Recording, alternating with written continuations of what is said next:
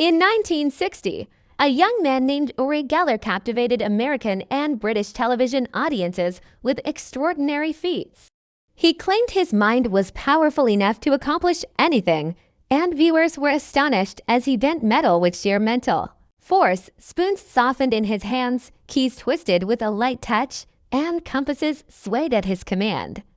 His most incredible ability was to reproduce drawings he'd never seen.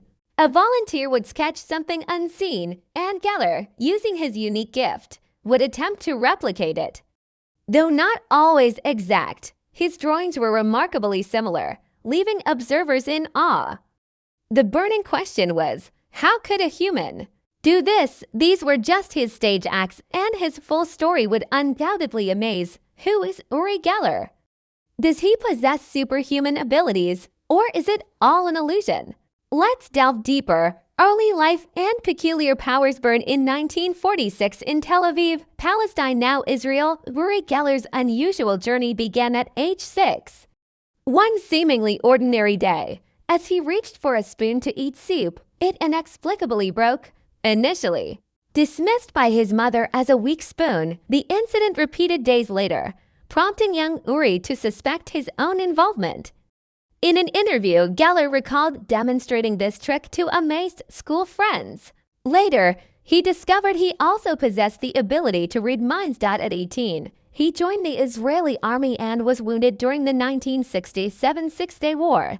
After his discharge, he started performing in small parties and nightclubs across Israel, using his unique abilities to earn a living. Many initially saw him as a clever street magician, but his tricks proved impossible to decipher. Geller maintained he was a psychic, capable of making the impossible possible through mental power. Rise to prominence and media scrutiny. His move to America brought significant media attention. Americans became familiar with Uri Geller in the late 1960s and early 1970s as he frequently appeared on popular TV shows and in magazines. On camera, he would demonstrate softening spoons with his fingers, often leading to the spoon heads falling off, much to the astonishment of the audience. During shows, he often instructed viewers with non-working wristwatches to hold them in their fists, claiming he would restart them mentally.